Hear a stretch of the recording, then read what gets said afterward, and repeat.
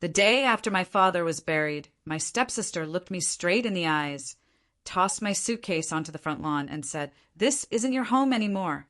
Dad's gone, and so are you." She smiled while the neighbors watched. She thought she had already won. What she didn't know was that my father had spent the last 3 years quietly preparing for this exact moment. And the house she was so proudly throwing me out of had legally belonged to me for almost 8 months. She just hadn't found out yet. By the time the truth came out, everyone who stood beside her would wish they'd never underestimated the quiet daughter they treated like a stranger. If you've ever been told you weren't real family, subscribe, because today's story proves that blood doesn't decide who belongs. Character does. My name is Claire, and for most of my life, I understood one thing better than anyone else. Sometimes people don't have to hate you loudly. Sometimes they simply erase you so quietly that you begin questioning whether you ever mattered. I was 8 years old when my mother died after a short illness. For almost 2 years, it was just my father and me. Those were the happiest years of my childhood. Dad worked long hours as an architect, but every Friday he declared pizza engineering night. We built ridiculous cardboard cities across the living room floor. He would pretend the pepperoni slices were construction crews. I designed tiny neighborhoods using cereal boxes. He always said, "A home isn't expensive wood or beautiful paint, Claire. A home is where someone is always glad you came back." I believed him until he remarried. Her name was Linda. She arrived carrying expensive luggage, polished smiles, and a 16-year-old daughter named Brittany. Brittany looked perfect. Perfect hair, perfect clothes, perfect smile, the kind of girl adults immediately adored.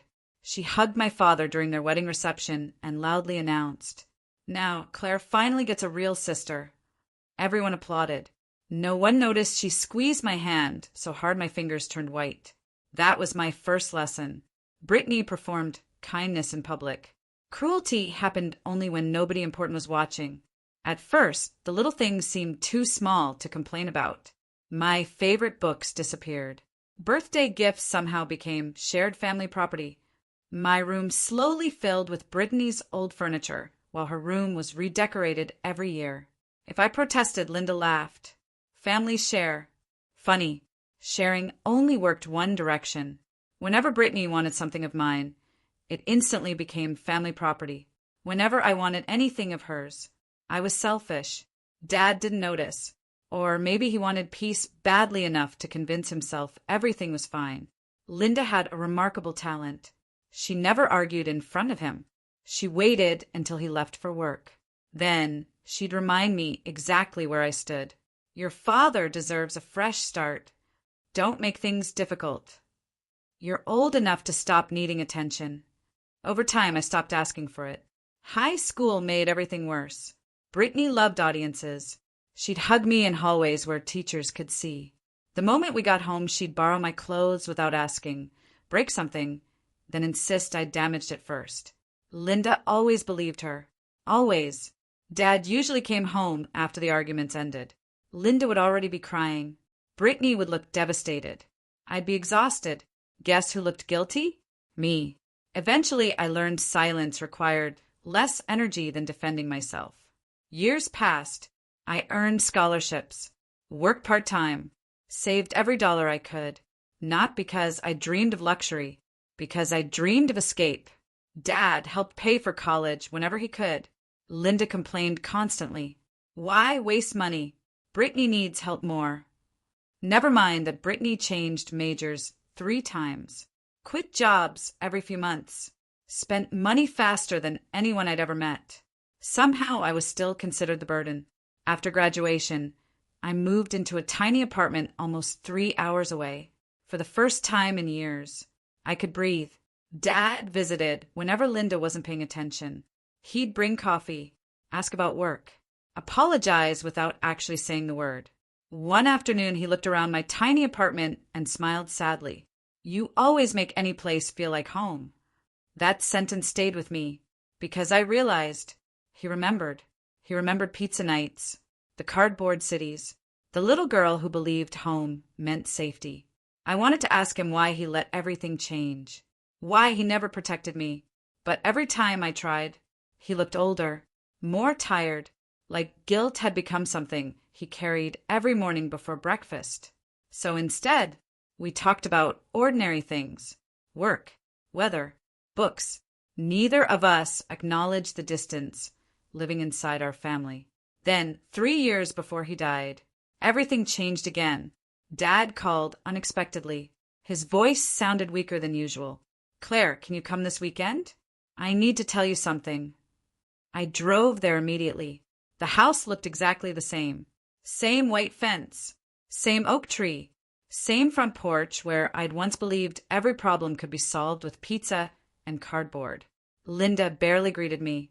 Brittany rolled her eyes the moment I walked inside. "Well, look who remembered she has a family." I ignored her. Dad was sitting alone in his study. He'd lost weight, far more than he'd admitted over the phone. The moment I hugged him, I knew something was terribly wrong. He closed the office door, reached into a drawer, and placed a thick brown envelope on the desk between us. "Claire." His hands were shaking. "There are things I've waited far too long to fix." I stared at the thick brown envelope resting on Dad's desk.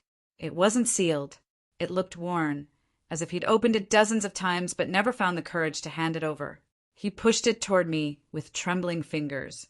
"Open it." My stomach tightened. Inside were property documents, insurance papers, bank statements, and a letter with my name written across the front in my father's unmistakable handwriting. I looked up. "Dad, what's all this?" Instead of answering, he leaned back in his chair and let out a slow breath. "Before you read anything, I need you to listen." His voice sounded older than I had ever heard.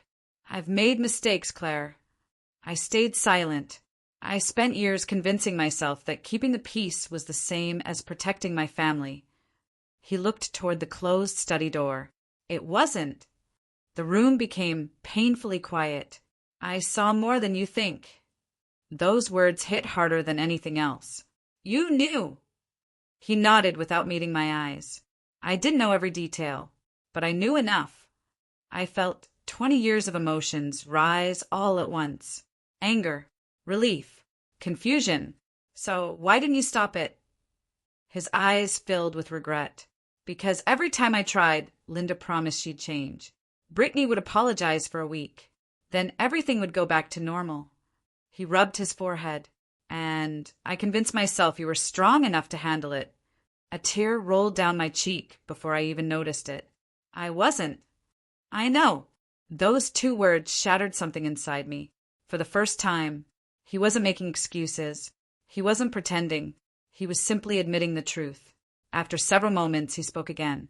3 months ago, I was diagnosed with an aggressive heart condition.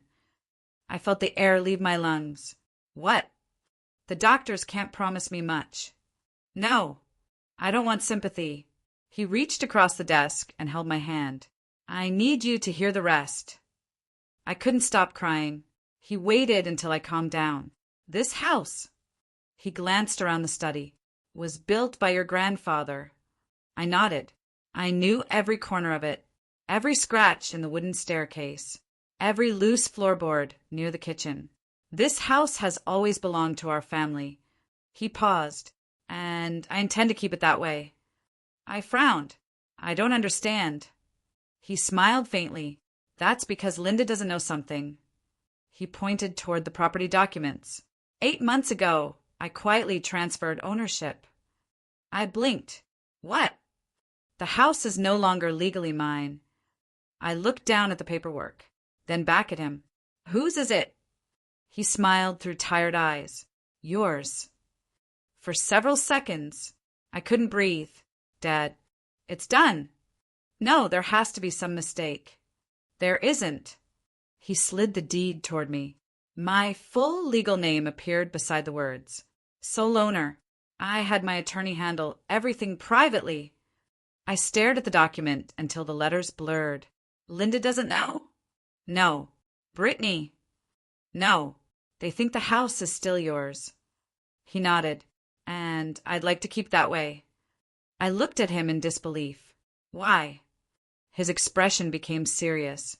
"Because I know exactly what they'll do after I'm gone." The room fell silent again.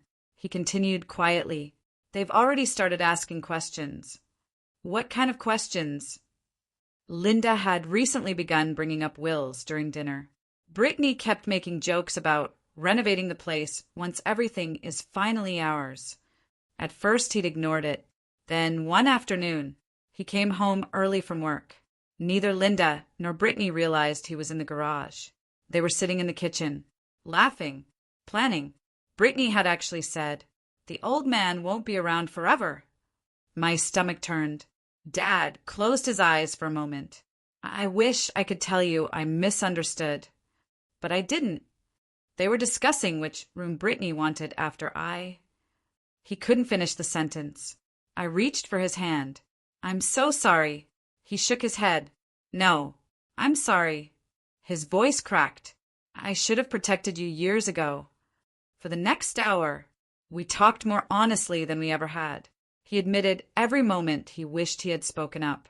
Every time he chose silence because it seemed easier. Every regret he'd carried. When we finally stood to leave the study, he handed me one final envelope. "Don't open this unless something happens to me." "What is it?" "A letter." "For who?" "For everyone."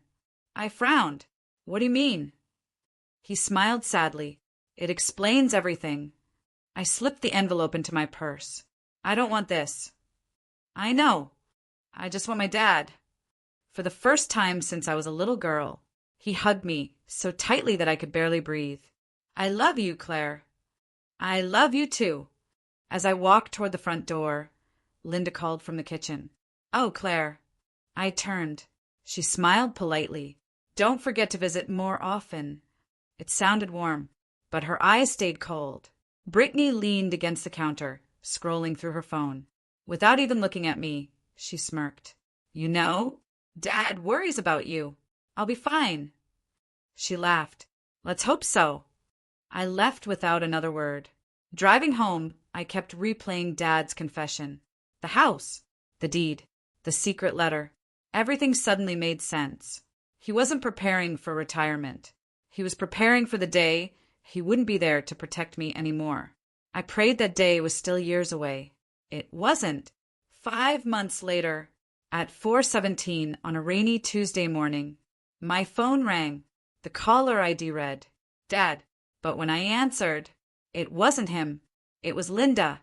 And before I could even say hello, she spoke the words that changed everything. "Your father passed away an hour ago." For a moment, I couldn't understand the words. They sounded distant, like they were coming through water. "My father!" Linda sighed impatiently. "Yes, Claire. The hospital called. He had another heart attack.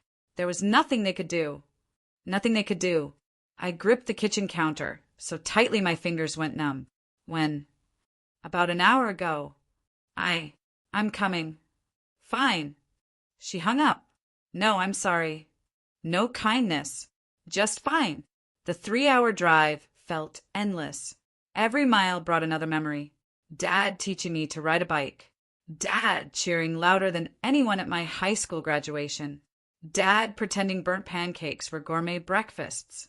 Dad standing in my tiny apartment months earlier, telling me a home was where someone was always glad you came back.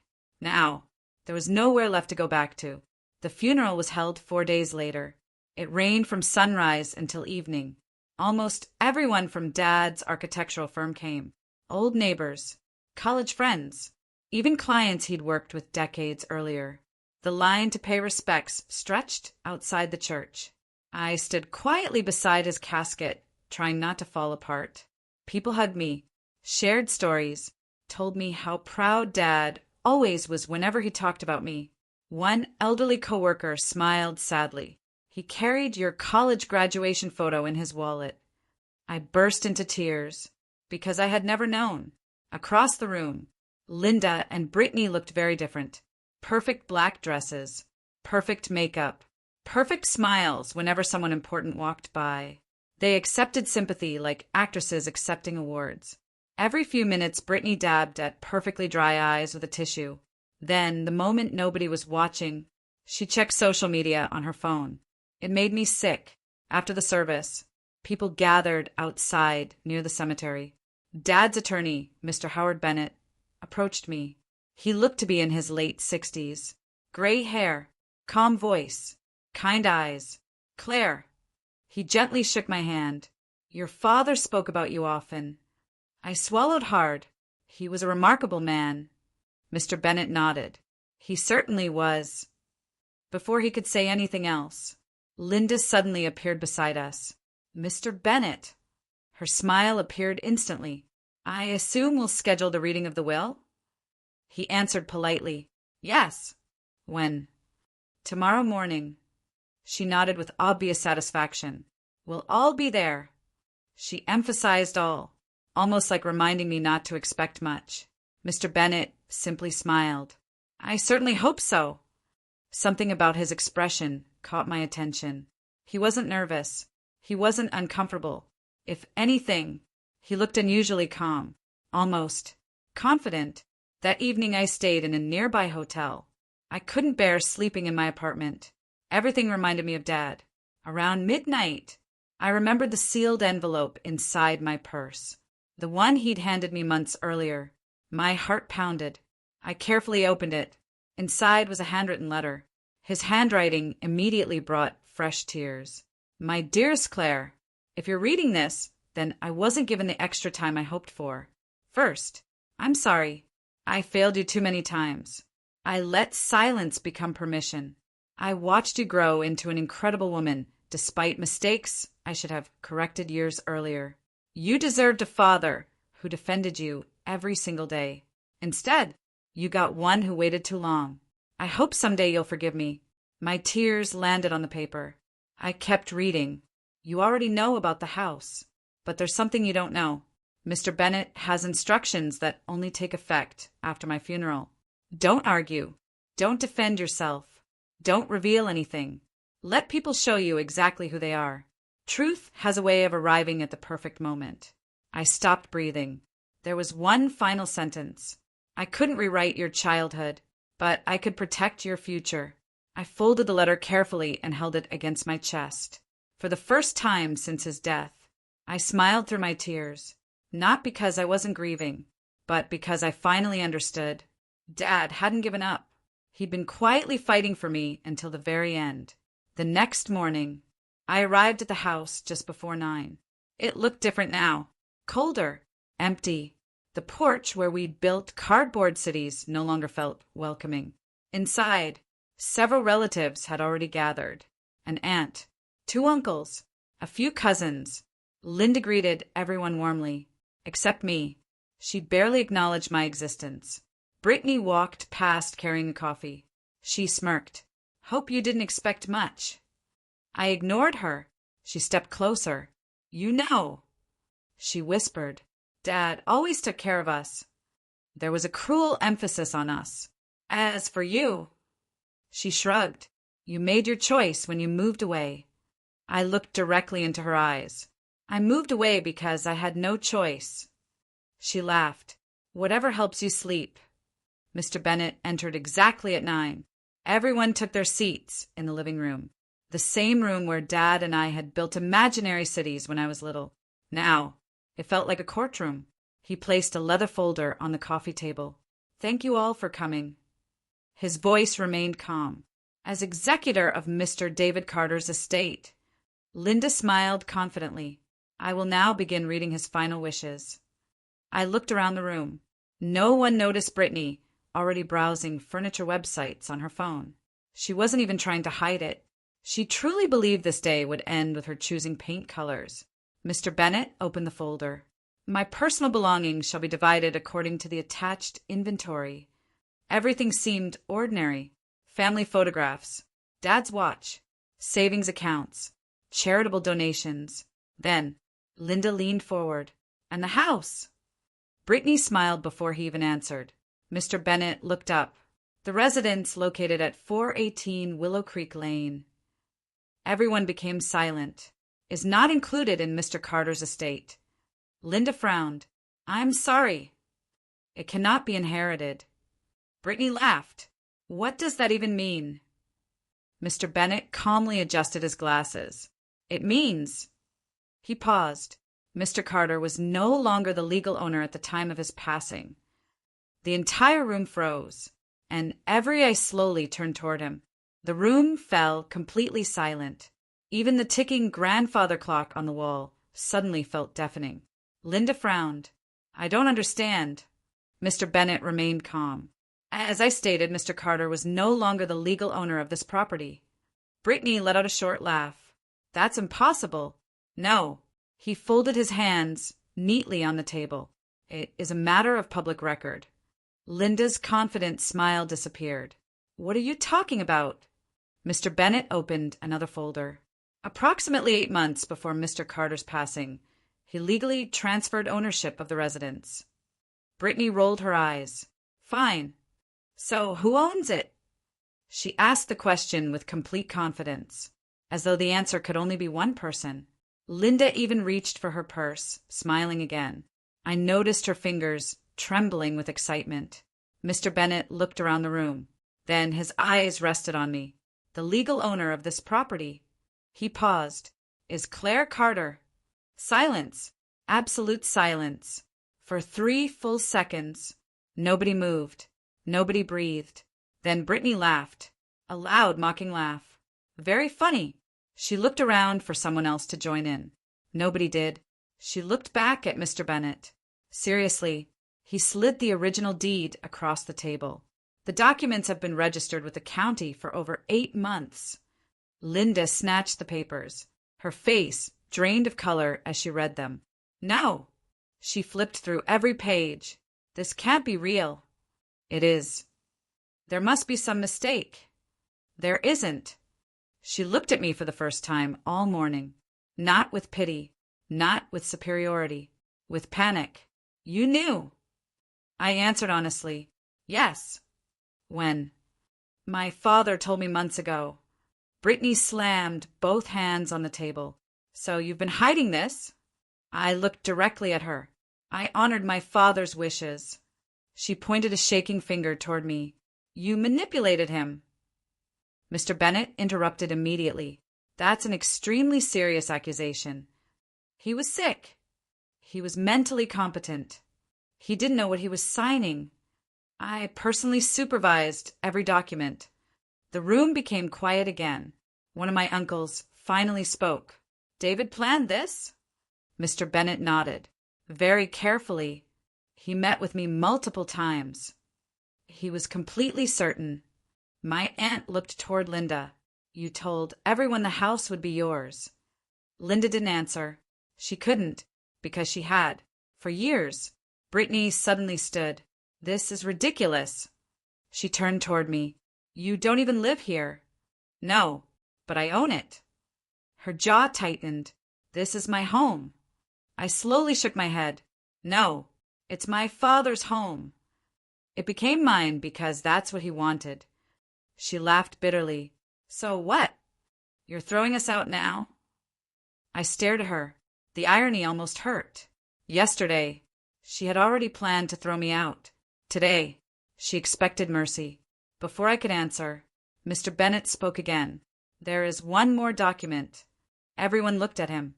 He removed a sealed envelope. I was instructed to read this only after ownership of the property had been confirmed. My heart recognized the handwriting immediately. "Dad." Mr. Bennet unfolded the pages, then began reading aloud. "To my family, if this letter is being read, then the truth has finally come to light." The room became still. Claire has spent most of her life being made to feel like a guest inside her own home. Linda looked down. For years, I convinced myself that avoiding conflict made me a good husband. Mr. Bennet's voice remained steady. Instead, it made me a poor father. I closed my eyes, hearing Dad admit those words out loud. It healed a wound I thought would stay open forever. He continued, "If anyone is angry about my decision, be angry with me."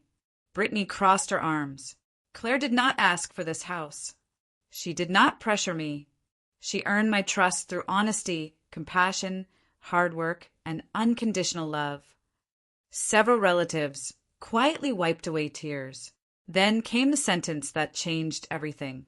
A house should belong to the person who treated it like a home, not the people who treated it like a prize. Nobody looked at Brittany anymore. Nobody looked at Linda. Every eye slowly turned toward me. Not with pity, with understanding. Mr. Bennet folded the letter. That concludes Mr. Carter's final statement.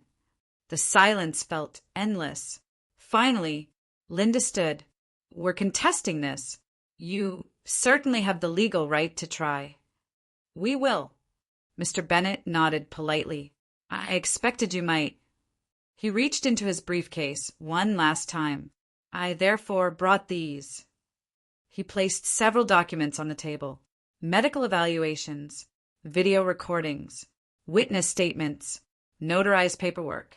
Every single document proved Dad had been mentally competent during every meeting. Every signature, every decision, every conversation. Linda stared at the evidence without speaking. Brittany whispered, He planned all of this. Mr. Bennet answered quietly, Yes. He wanted to make sure Claire never had to fight for what was already hers. The relatives slowly began leaving, but something had changed. The same people who had ignored me for years now stopped beside me. One uncle squeezed my shoulder. I'm sorry. An aunt hugged me. I should have seen what was happening. Even Dad's oldest friend walked over. He loved you more than anyone. I know. And he was proud of the woman you became.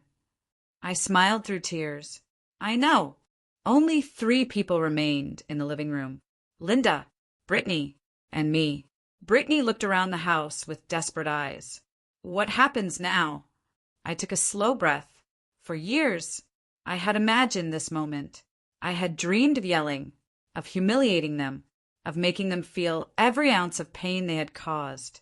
But standing there, inside the home my father loved, I realized revenge wasn't about becoming like them. It was about refusing to. So I calmly looked at both of them and said, You have 30 days to find another place to live. Neither of them was prepared for what happened next. For a second, neither Linda nor Brittany spoke. I could almost see them trying to process what I just said. Finally, Brittany scoffed. 30 days! She laughed as though I'd told a joke. You honestly think we're leaving? I met her eyes. I don't think. I know. She folded her arms. No judge is going to throw us out. Mr. Bennet quietly closed his briefcase. If Ms. Carter wishes to file for eviction after the notice period, the court will enforce it. Brittany's confidence cracked for the first time. You can't be serious. I'm completely serious. Linda stepped between us. Claire, let's not make emotional decisions. I almost smiled. Emotional. Yesterday, she had watched my suitcase land on the front lawn without saying a single word. Now, she wanted compassion. It's not emotional, I replied calmly. It's legal. She reached for my hand. I know we've had our differences. I gently stepped back. Our differences? You spent years making me feel like I didn't belong in my own father's house. She opened her mouth. Nothing came out, because she knew I wasn't lying.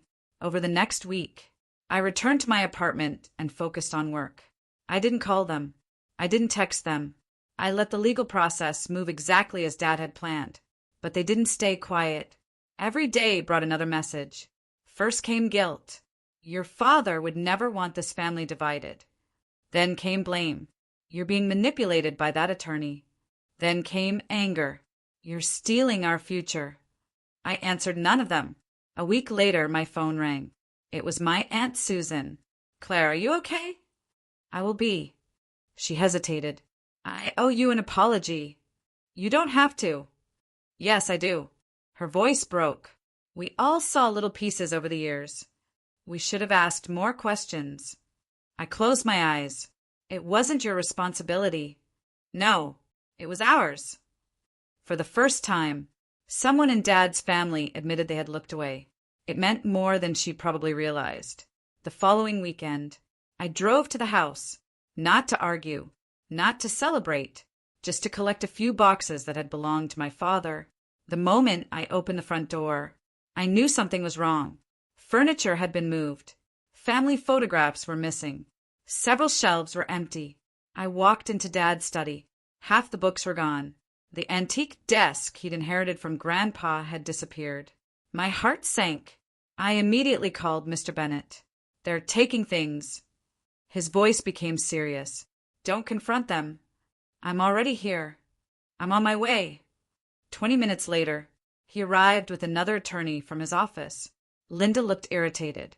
"We're simply packing." Mr. Bennet looked around the room. "Packing your belongings is one thing. Removing property that belongs to the estate is another. It belongs to us." "No, it doesn't." He produced the inventory Dad had created months earlier. Every valuable item had been photographed, cataloged, dated, including Grandpa's desk. Linda's face turned pale. "You inventoried everything." My client was very thorough. Dad had thought of everything. Again, Brittany suddenly stormed downstairs. "You've turned everyone against us." "No, you did that yourselves." She pointed at me. "You've always hated me." I shook my head. "No, I spent years hoping you'd treat me like a sister." That stopped her, for just a moment. "I was 13 when you moved in. I thought maybe one day we'd actually become family. I waited. I defended you at school. I made excuses for you. I even bought you birthday gifts after you forgot mine 3 years in a row." She looked away. "You never wanted a sister. You wanted someone beneath you." The room fell silent. She couldn't deny it, because every person standing there had begun seeing the same truth. 30 days passed. Linda hired a lawyer. They challenged the transfer. They claimed Dad had been manipulated. The hearing lasted less than an hour. Mr. Bennet presented the medical evaluations, the recorded meetings, the notarized signatures. The judge reviewed everything carefully, then looked at Linda's attorney. "I'm not seeing any legal basis to invalidate this transfer."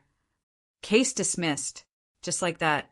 Outside the courthouse, Brittany glared at me. "This isn't over." I answered quietly, "It already is." 2 days later, a moving truck parked outside the house. I watched from the porch while workers carried out Linda and Brittany's furniture. Neither of them looked at me. They didn't yell. They didn't insult me. The fight had finally left them. As the truck doors closed, Linda walked toward me.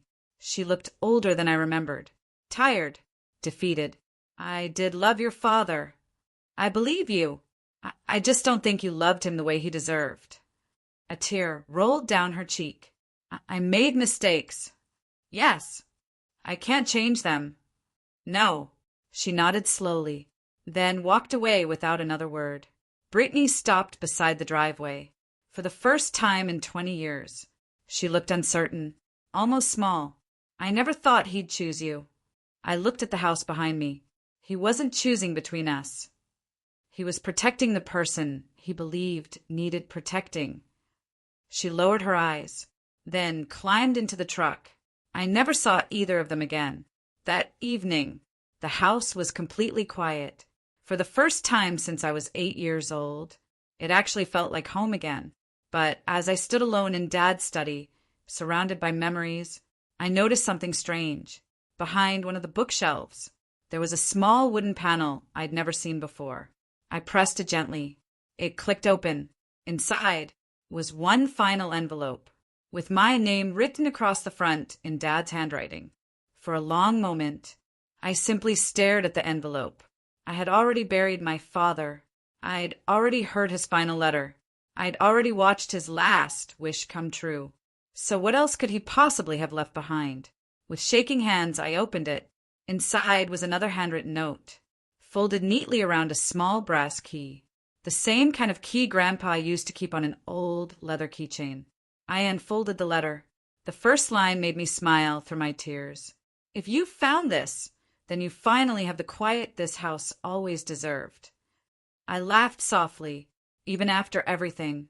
Dad still knew exactly how to make me smile. I kept reading. "The key belongs to the old cedar chest in the attic." I wiped my eyes and climbed the narrow wooden stairs. The attic smelled exactly the way it had when I was a child.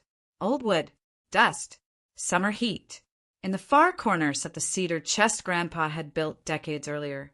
I'd seen it 100 times. I'd never opened it. The little brass key fit perfectly. The lid creaked open.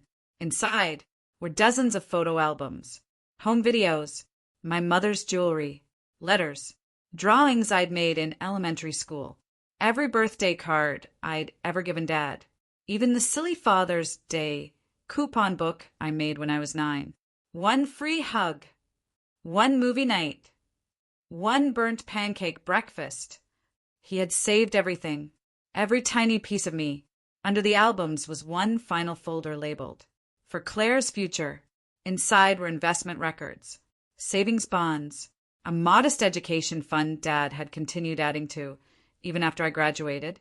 There was also a short note. "This isn't to make you rich. It's to make sure you never have to stay somewhere you're unloved because you can't afford to leave." That sentence broke me because he remembered. He remembered exactly why I'd left home. Over the next few weeks, I didn't rush to renovate the house. Instead, I walked through every room, remembering the hallway where Dad taught me to roller skate indoors when Mom wasn't looking, the kitchen where we burned cookies every Christmas, the backyard where we'd watched meteor showers wrapped in old blankets. For the first time in years, the painful memories no longer felt stronger than the good ones. The house had stopped feeling like a battlefield. It felt like my father's love. A month later, I invited Aunt Susan, Uncle Mark, and a few of Dad's oldest friends over for dinner. Nothing fancy. Homemade lasagna, garlic bread, chocolate pie, exactly the kind of meal Dad loved. We laughed, shared stories, watched old home videos from the cedar chest. There was one clip where Dad chased me through the backyard wearing a superhero cape made from an old bedsheet. Everyone laughed until they cried. That night, the house sounded alive again, not because it was full of people, because it was full of love, the way Dad had always wanted. 6 months later, I made one final decision. Instead of keeping every room to myself, I turned 2 empty bedrooms into temporary housing for young women, leaving abusive family situations. Nothing permanent, just a safe place to land while they rebuilt their lives. I named the program the Open Door Project. A small plaque hung beside the front entrance. It read, "A home is where someone is always glad you came back." David Carter. The same words Dad had spoken to me during our Friday pizza nights. Now, they welcomed strangers who needed them just as much as I once had.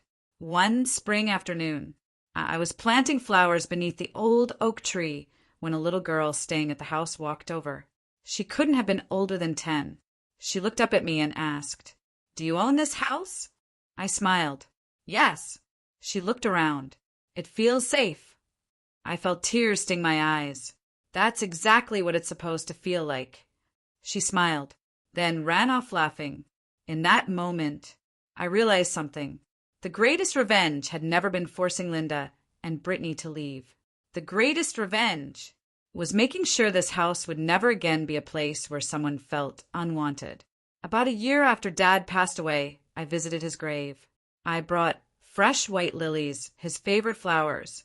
I knelt beside the headstone and gently placed them down. "Hi, Dad." The breeze rustled through the nearby trees. I did it. I protected the house. But more importantly, I smiled through happy tears. I protected what you were really trying to leave me. Not walls, not money, a home. For the first time in my life, I didn't feel like the forgotten daughter. I felt exactly what my father had always believed I was. His greatest pride. I stood, brushed the dirt from my knees, and looked toward the sky. "Thank you." Then I walked away, not carrying anger, not carrying revenge, only peace, because the people who tried to erase me had lost the one thing they could never buy. A place to truly belong,